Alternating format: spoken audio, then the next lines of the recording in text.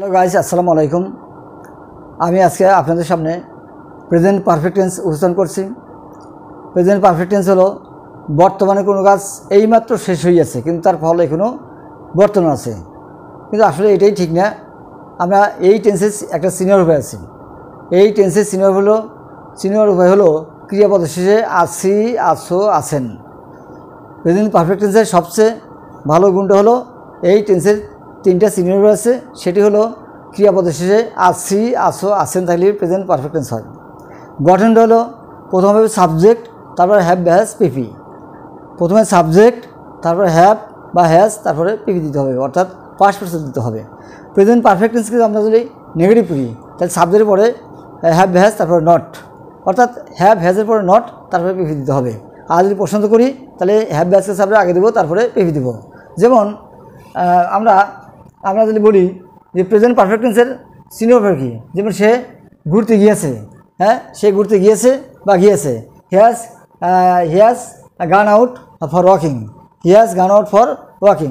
যেমন সে ভাত খেয়েছে, হি হ্যাজ ইটেন রাইস। আবার দেখে নেগেটিভ করি, he has not eaten rice. আবার তারা ঢাকা গিয়েছে, they have gone to Dhaka. আবার তারা ঢাকা যায় নাই, they have not gone to Dhaka. আবার সে কাজটি করিয়াছে, he has done the work. আবার নেগেটিভ করলে কী হবে, he has not done the work. আর প্রেজেন্ট পারফেক্ট টেন্স আমরা পছন্দ করি তাহলে সাবজেক্ট আগে হ্যাভ বা হ্যাজ এবং সাবজেক্ট পরে হলো পিপি দিতে হবে। যেমন সে কি ভাত খেয়েছে, হ্যাজ হি ইটিন রাইস। তারা কি ঢাকা গিয়েছে, হ্যাভ দে গান টু ঢাকা। তুমি কি কখনো লন্ডন গিয়েছো, have you ever been to Dhaka London, have you ever been to Dhaka. তুমি কখনো ঢাকা গিয়েছো। আচ্ছা, তুমি কি আমাকে চেনো, না তুমি কি আমাকে চিনেছো, হ্যাভ ইউ নোন মি। তুমি কি কাজটি করিয়াছো, have you done the work. আমরা প্রেজেন্ট পারফেক্ট টেন্সের মধ্যে পছন্দ করি তাই সাবজেক্টের আগে হ্যাভ বা হ্যাজ, তারপর পিপি দেবো।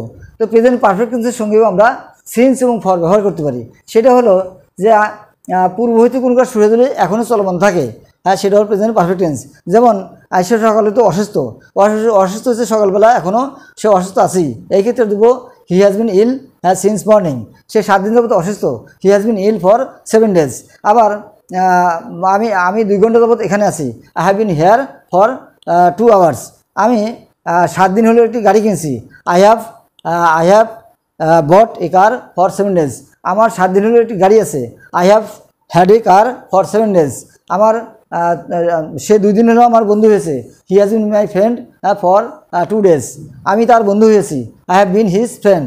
অর্থাৎ আমরা প্রেজেন্ট পারফেক্ট টেন্স হলো বর্তমানে কোনো কাজ হইয়াছে, চলেছে বা ঘটিয়াছে, অথবা ক্রিয়াপদ শেষে আছি, আসো, আছেন যদি থাকে তাহলে প্রেজেন্ট পারফেক্ট টেন্স হয়। প্রেজেন্ট পারফেক্ট টেন্সের গঠন কি, সাবজেক্ট বা কর্তা পরে হ্যাভ বা হ্যাজ হবে এবং মূল ভার্বের পাস্ট পারফেক্ট হবে।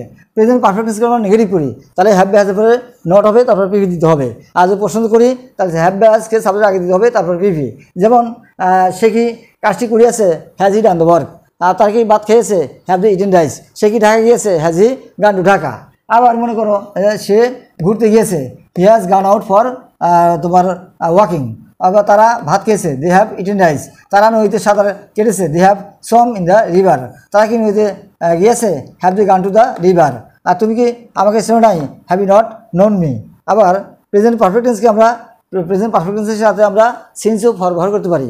এটা যদি কোনো কাজ আগে থেকে শুরু এখনও হয় সেটা প্রেজেন্ট পারফেক্ট টেন্স হবে। যেমন আমি তাকে 2 দিন হলো চিনি, I have known him for 2 days। আমরা 2 দিন হলো এখানে আছি, we have been here for 2 days।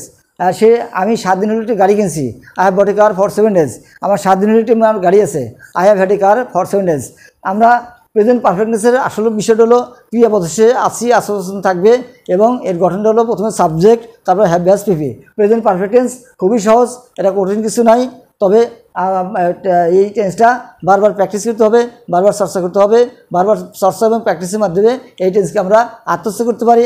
R without learning tense we cannot speak English, we cannot learn English. So you will practice this tense again and again, then you will be able to speak English. Thank you. No more today.